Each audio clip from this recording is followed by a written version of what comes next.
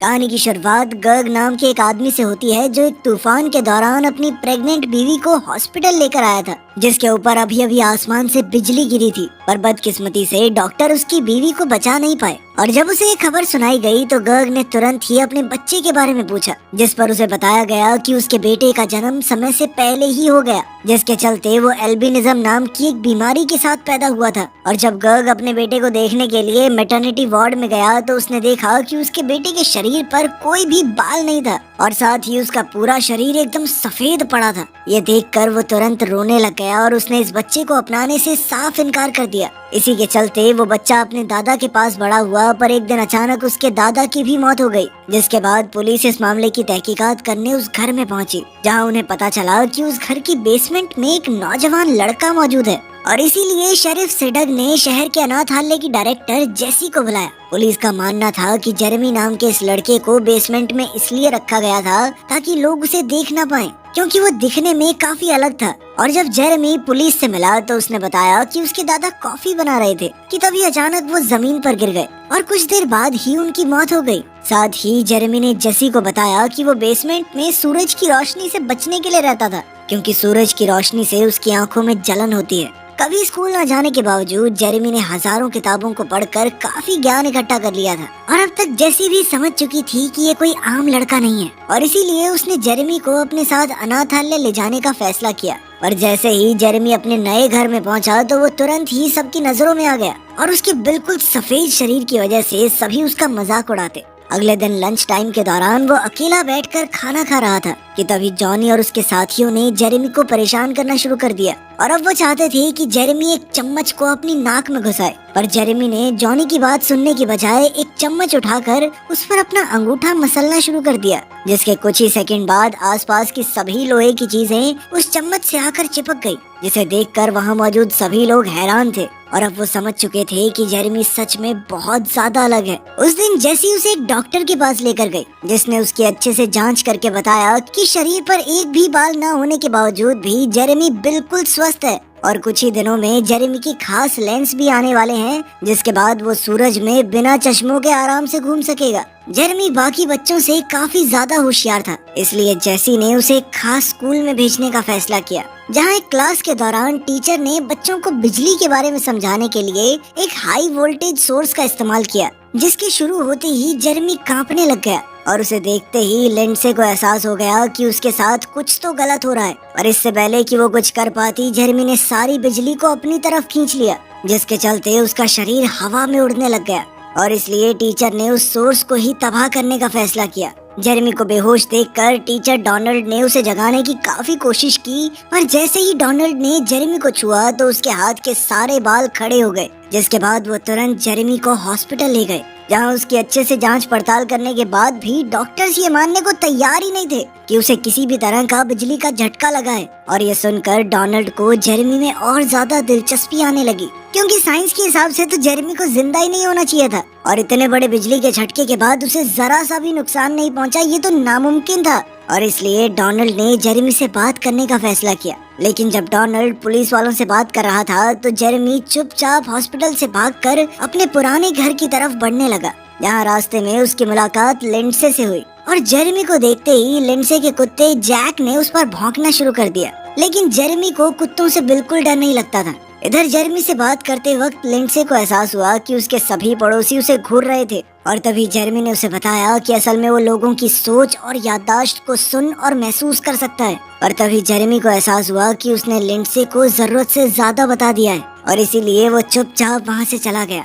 और जब वो रेलवे ट्रैक्स क्रॉस कर रहा था तो शेरिफ ने उसे पकड़ लिया और उसे वापस हॉस्पिटल चलने को कहा, जिस पर जेरेमी ने उसे बताया कि वो हॉस्पिटल से इसलिए भागा था क्योंकि उसने अपनी जिंदगी के सबसे खराब दिन हॉस्पिटल में ही बिताए थे, जब उसके पिता ने उसे छोड़ दिया था। अगले दिन जेसी जेरेमी का आईक्यू टेस्ट करवाने के लिए उसे एक स्पेशलिस्ट के पास लेकर गए, जहाँ जेरेमी को देखते ही एरन ने उससे कुछ सवाल पूछे, क्योंकि उसे जेसी की बातों पर यकीन ही नहीं था कि जेरेमी का सारा ज्ञान सिर्फ किताबों से ही मिला है और वो कभी अपने घर से बाहर ही नहीं निकलता था। साथ ही उसने कभी टीवी भी नहीं देखा, क्योंकि उसकी मौजूदगी में सारे इलेक्ट्रिकल डिवाइसेस काम करना ही बंद कर देते हैं। टेस्ट के बाद डोनाल्ड के हिसाब से तो जेरेमी एक जीनियस था, और तभी एरन ने उन्हें बताया कि वो लोग जेरेमी की आईक्यू को नाप ही नहीं सकते, क्योंकि उसका स्कोर असल में इतना ज्यादा था कि उसे नापना ही नामुमकिन सा था। और उनके मुताबिक जेरेमी सबसे ज्यादा होशियार इंसान था। जिसके बाद जेसी ने उसे बताया कि वो लोग उसकी मदद करना चाहते हैं, पर तभी जेरेमी ने वापस घर जाने की इजाजत मांगी। लेकिन जेसी ने उसे बताया कि तुम्हारे दादा का घर तो बिकने वाला है, वो बैंक के पास गिरवी पड़ा था और अब किश्त भरने वाला कोई है नहीं। और ये सुनते ही जेरेमी काफी उदास हो गया। और तभी अचानक उस कमरे में मौजूद लाइट्स जगमगाने लगी, और ये तब तक चला जब तक कमरे की लाइट नहीं चली गई। जिसके बाद जेरेमी स्कूल बस पकड़कर वापस अनाथालय चला गया। हफ्ते के आखिर में छुट्टी वाले दिन बच्चों को कैंपिंग के लिए ले जाया गया, जहाँ हर बार की तरह जेरेमी चुपचाप कोने में अकेला बैठा हुआ था।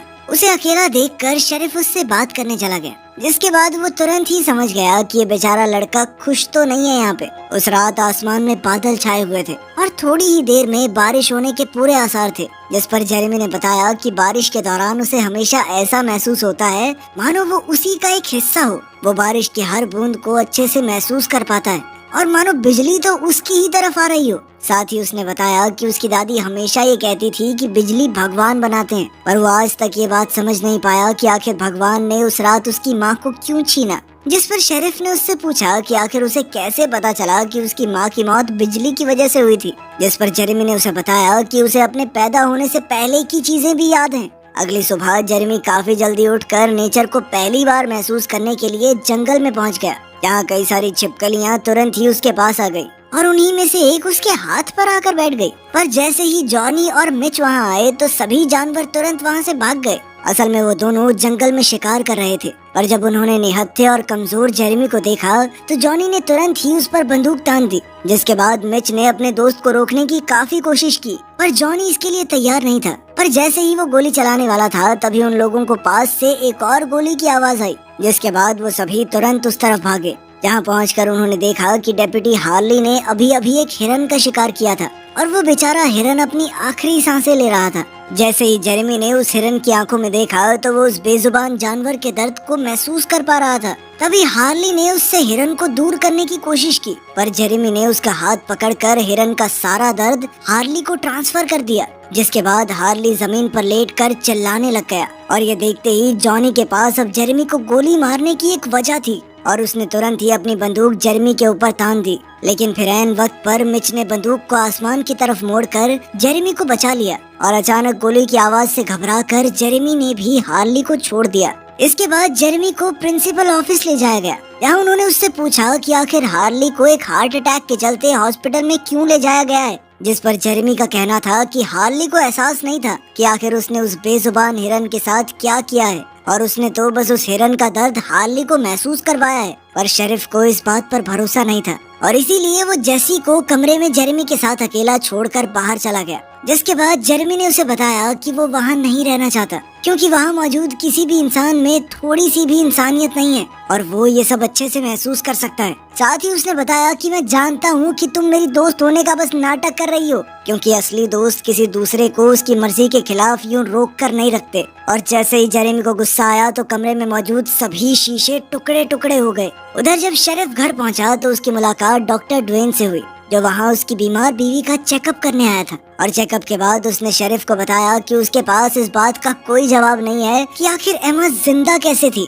क्योंकि उसकी हालत के हिसाब से तो उसे महीनों पहले मर जाना चाहिए था और इसीलिए ड्वेन ने उसे जल्द से जल्द हॉस्पिटल में भर्ती करने की सलाह दी। मगर शेरिफ इसके लिए बिल्कुल तैयार नहीं था, क्योंकि उसे लगता था कि अगर एमा होश में होती तो वो अपने आखिरी दिन अपने घर में ही बिताना पसंद करती। उस रात जब जेरेमी कैंटीन में अकेला बैठा हुआ था तो डोनाल्ड उससे मिलने के लिए आया और उसने जेरेमी को ये समझाने की कोशिश की कि वो बाकी लोगों से अलग है, क्योंकि जब से उसने जेरेमी को छुआ था तब से उसके अंदर अलग ही जोश आ गया था, मानो वो वापस से 18 का हो गया हो। और इसीलिए उसने जेरेमी से पूछा कि क्या उसने कभी एल्बर्ट आइंस्टाइन की आफ्टर लाइफ थ्योरी के बारे में पढ़ा था, जिसके मुताबिक एनर्जी को बनाया या खत्म नहीं किया जा सकता, वो सिर्फ अपना रूप बदलती है। और साथ ही अगर इंसान अपने दिमाग को 100% इस्तेमाल कर ले तो वो एनर्जी की फॉर्म में बदल जाएगा और उसे शरीर की जरूरत ही नहीं पड़ेगी। और अब डोनाल्ड का मानना था कि जेरेमी की माँ के साथ हुए हादसे की वजह से जेरेमी का दिमाग इस लेवल तक पहुँच गया है जहाँ तक आज तक कोई दूसरा इंसान नहीं पहुँच पाया। और अब डोनाल्ड को जेरेमी के लिए डर लगने लगा था, क्योंकि उसे सारा ज्ञान सिर्फ किताबों के जरिए मिला था, पर वो ये नहीं जानता और समझता था कि इंसान क्या क्या गलत कर सकते हैं। और साथ ही साइंटिस्ट का मानना था कि जेरेमी के लेवल तक पहुंचने के लिए इंसानों को हजारों साल लगेंगे अभी, और इसीलिए डोनाल्ड उसे इस दुनिया के हिसाब से ढलने में उसकी मदद करना चाहता था। जिसके बाद उसने जेरेमी के साथ हाथ मिलाया और एक बार फिर से उसके शरीर के सारे बाल खड़े हो गए। उधर जेरेमी भी पहली बार किसी इंसान को छू रहा था, क्योंकि अभी तक तो सभी लोग उसे छूने से डरते ही थे। कुछ दिनों बाद शेरिफ डेप्यूटी हार्ली से मिलने के लिए उसके घर गया, जहां उसने देखा कि हार्ली ने अपने सभी हथियार हटा दिए थे। और इस बारे में जब शेरिफ ने हार्ली से पूछा तो उसने बताया कि जिस दिन उसने हिरन का शिकार किया था तो जेरेमी ने उसका हाथ पकड़कर उसे हिरन के दर्द को महसूस करवाया, जिसके बाद उसका पूरा शरीर कांपने लग गया। और ये उसके जिंदगी का सबसे डरावना और दर्दनाक एक्सपीरियंस था। उसे ऐसा महसूस हो रहा था मानो उसकी मौत हो रही हो, और उस एहसास के बाद वो अब किसी को जान से मारने के बारे में सोच तक नहीं सकता।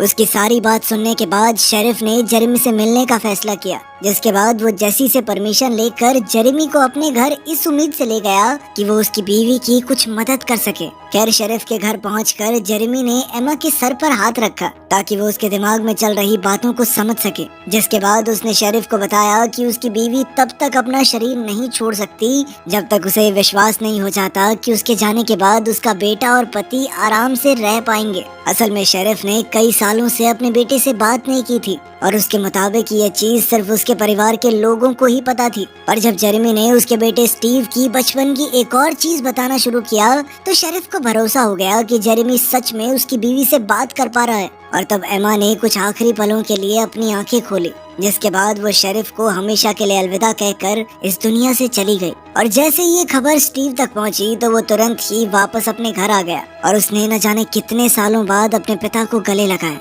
खैर, कुछ दिन बाद लिंडसे ने जेरेमी को पार्क में मिलने बुलाया और वो इस मौके पर जेरेमी से जानना चाहती थी कि आखिर लोग अंदर से कैसे होते हैं। जिस पर जेरेमी ने बताया कि ज्यादातर लोग अपने आसपास की दुनिया से जुड़े नहीं हुए। पर लिंडसे को उसकी ये बात समझ नहीं आई।